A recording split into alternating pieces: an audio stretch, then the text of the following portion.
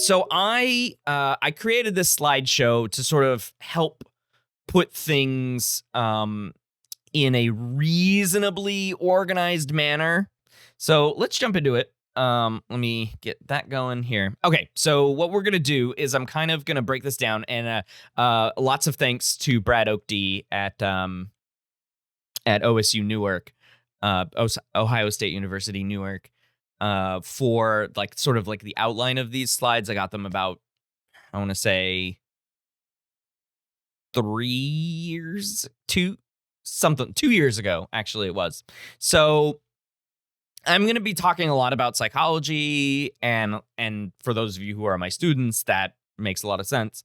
But I'm also going to try to broaden it out to social science in general, and then possibly also science in general. So try to capture everyone's ideals and aspirations and things like that.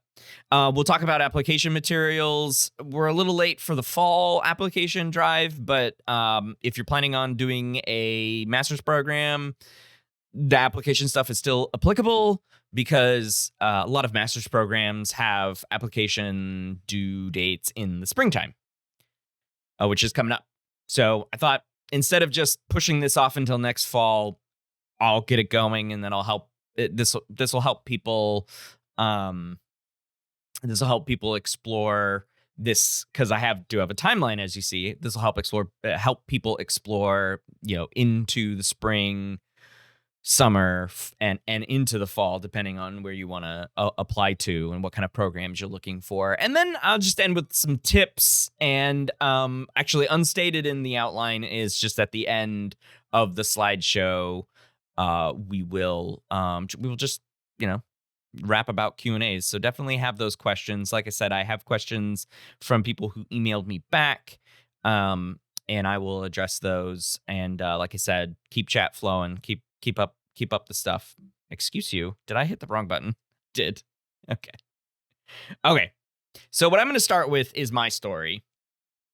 And now you say, well, the slide says on what not to do, but you have a doctorate, Dr. Swan. So you did something right. And the answer is yes and no. It's a little bit of luck. And knowing the right person at the right time. And so I still put it in the box of what not to do at the start. So this is your way of not doing what I did. And I mean, you're already on your way. For the people who had said hello in chat already, you're already on your way, because you already have some sort of relationship with me, some sort of rapport with me. And so that's what I say in general. So when I started college, I started at a community college. And because I was living with my grandmother at the time, and it was literally right around the corner, and I was paying like $200 a month in rent for a room, and I was paying for internet because she honestly didn't care about the internet. So I was paying for the internet and going to school and working full time, like 40 hours a week full time. That was not fun. And I'm sure many of you have the same struggles. And so I transferred to a 4-year after my 2 years. But because I was working full time, and the job that I had was basically a day job, like it couldn't be done at night. So some of you have night jobs where you work at a grocery store, Target, food service, what have you. I had to work during the day, and it was good money, and it was a good job. I could work on my papers at this job because a lot of the times it was so slow. And if you're curious, you can ask, what job was it? And I'll answer that, but it's not relevant to the story. So if anybody asks, I'll get into it. So working during the day, I had to go to school at night. And so I was taking a lot of classes, not a lot of night classes. Eureka doesn't really have night classes. They have a few sprinkled in here and there, but they're taught by adjuncts, right? So I didn't get to know any professors that worked in the main psychology department. I didn't get to know any of them, which is a real bummer. It's a real big bummer. Came time to apply to graduate school, and you know what? I was like, I'm going to take a year off. I've been in school for so freaking long that I'm going to take a year off and figure out what I want to do. I got a degree in psychology. What am I going to do with that? What do I want to do with that? Because I was having conversations with my classmates, probably same kind of conversations that you're having with your classmates, and the conversations are like, oh, what do you want to do? Oh, what do you plan on doing? What kind of graduate schools do you want to go to? What kind of jobs do you want? Like, blah, blah, blah, all of these kinds of things. And people were talking to me about being clinical psychologists and how they were trying to get into clinical Ph.D. programs and telling me how hard it was to do that. I'll get into more of that later. And so I was like, I have no idea if that's what I want to do or even put the energy or effort into that. So, you know, it was like, I don't know what to do. And then also, I don't really know anyone in this faculty to write me letters of recommendation because they did know I was going to need some letters of recommendation. So after about a year, and this was around the 2008 presidential election, or after about a year, I was like, oh, I should go to graduate school. I think I want a PhD in psychology in something that's not clinical psychology. So I applied to a couple of PhD programs in the area. I got resoundingly rejected by them because my letters of recommendation weren't that strong, because they were short letters of recommendation. They said, oh, he did okay in one of my classes. Great. Like, that's not really all that helpful. And it wasn't for an application. More on that in a little bit too. So the other program that I applied to was a master's program in just general experimental psychology. And luckily, it was at the same school that I got my bachelor's degree. And so even though my really bad letters of recommendation, they went farther because the faculty that I did ask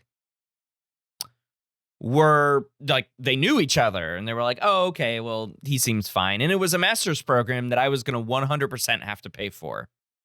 Also, more on that. And so I started this program in 2009, and I didn't know a single faculty member in the program that I was actually doing. And they had just adopted an apprenticeship model. What is an apprenticeship model? Well, just as an aside, an apprenticeship model is the model where you apply to work with a particular faculty member. You work in their lab, you do research with them, they mentor you, they're your advisor, and they're your like point of contact for both curriculum stuff as well as like research, as well as practicums or practica and that sort of thing. So they're your shepherd. You're the sheep, and they're like, come sheep, let's do it. Let's go. You know? And I got assigned an academic advisor, similar to our model at Eureka, where like, okay, you're a psych major. Okay, you're gonna get one of two people. Here you go, and you come talk to me, and we like map out your life. That's kind of the situation with this guy, and I basically had to meet a complete stranger and be like, hey, can I also work in your lab too? And you'll be my thesis advisor. And he was like, I'll give you a couple of months and see how you do. Great. We're off to a great start in graduate school. Let's not do that. So the tips that I'm going to give you, the sort of map that I'm going to give you, is based on my second attempt at applying to graduate school. This was my master's to PhD run. So and so I got a lot of good advice that I'm going to attempt to impart to you all today in this chat. Okay. So training options. Obviously, step one, you got to graduate first. Nothing happens until you get your bachelor's degree, and you're gonna have a bachelor's of science. For those of you who are majoring in psychology, and you will, for those of you who are getting a minor in psych, will get just that minor on your transcript, and I think it'll say it on your diploma too. I'm not entirely sure. Didn't have a minor, so I don't have a diploma that says anything about minors on it. And many of you are well on your way to graduating, unless you completely mess things up. And fingers crossed you don't, because I believe in you. Okay. Option one is take a gap year like me. Take some time off.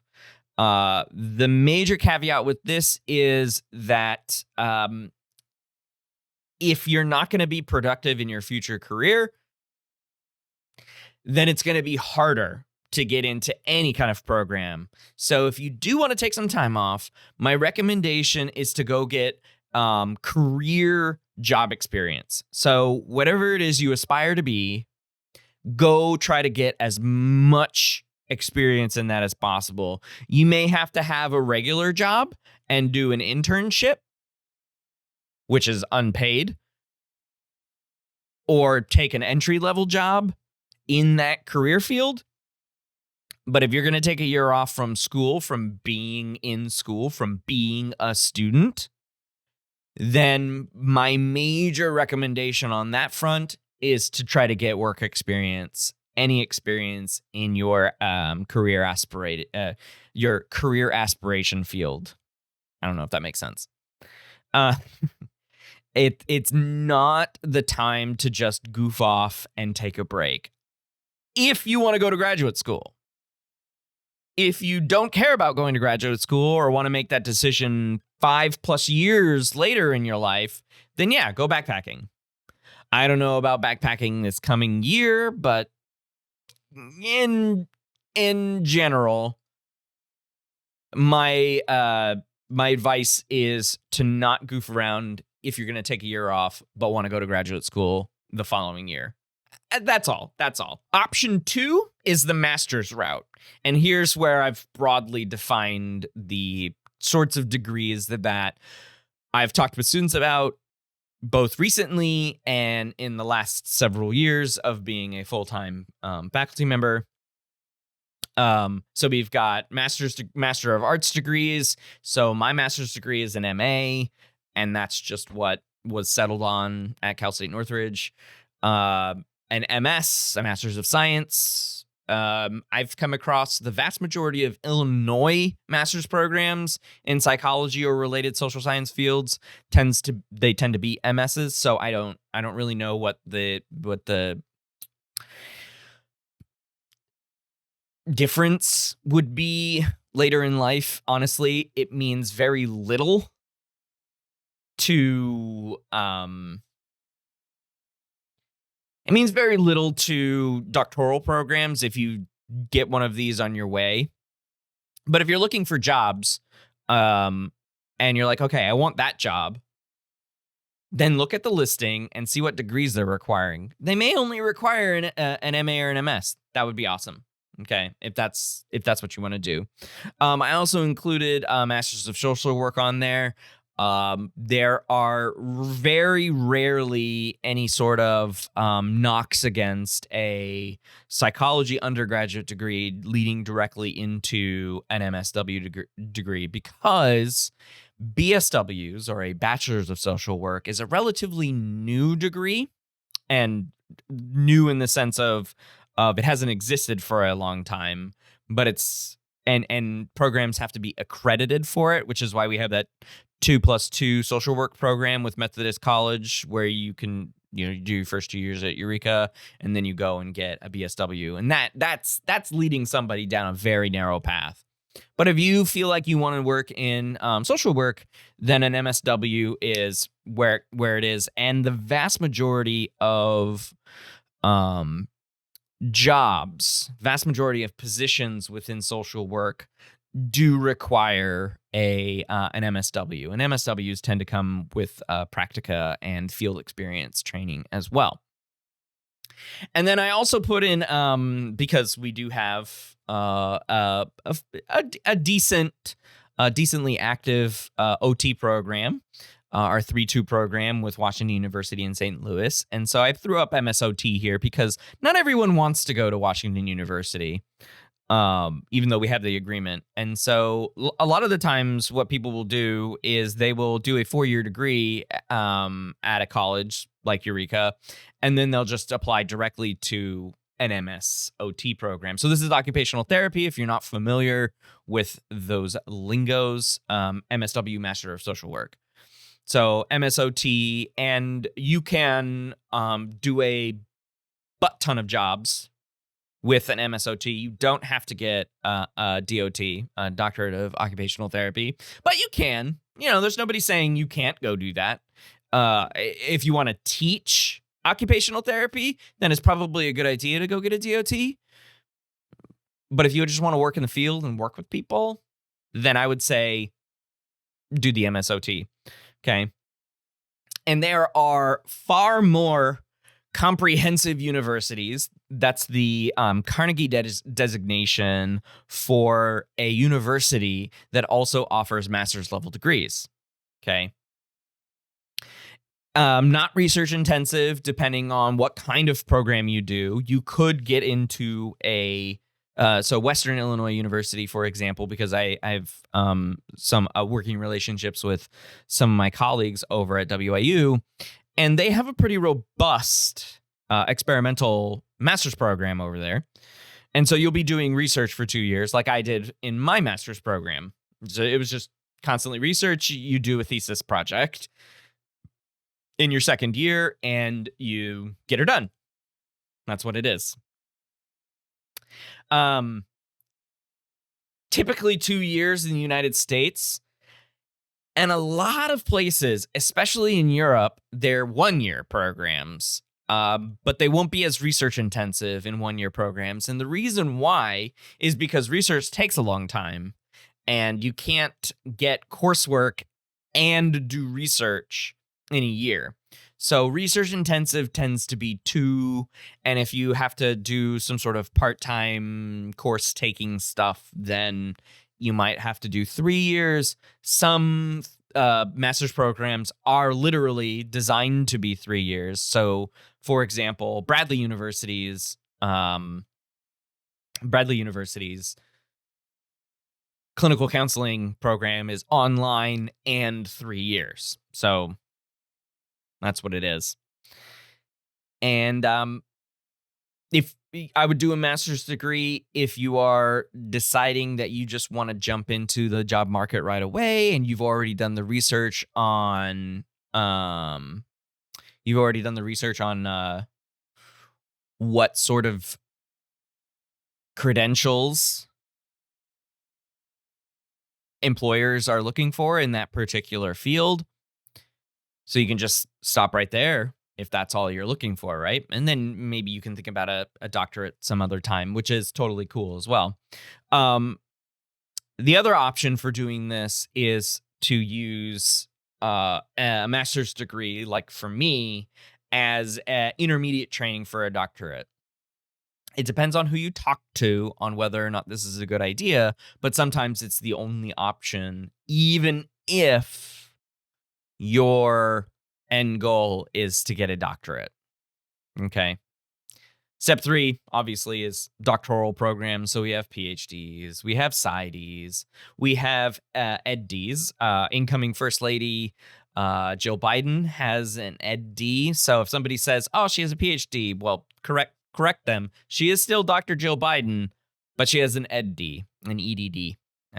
This is a doctorate of education. There are other doctorates out there, like I had mentioned a few minutes ago, doctorate of occupational therapy, a DOT, not to be confused with an ODT or an OT or an OD. That's a lot. It's a lot of letters. So if this is your end goal, I would recommend applying to these programs at the start. Okay. They are more difficult. And with COVID, they're a little bit more difficult because of having to limit acceptances. And that's a super bummer if you're looking to start graduate school in 2021. If you're not looking to start graduate school until 2022, then fingers crossed, this is all behind us and things return to a sort of normal pace. Okay. And so I'm not going to sugarcoat it. These are hard programs to get into. They are hard programs to get into on a normal day. COVID's going to make that a little bit more difficult. But if you have the record, you have the experience, I say there is no reason to shoot for some stars. Okay. Do not, and if you are a student at Eureka, do not let Eureka's size and general lack of resources impede you from making this decision, because that's basically shooting yourself in the foot for no reason other than to be like, oh, why did I shoot myself in the foot? Kind of hurts. So I wouldn't recommend doing that.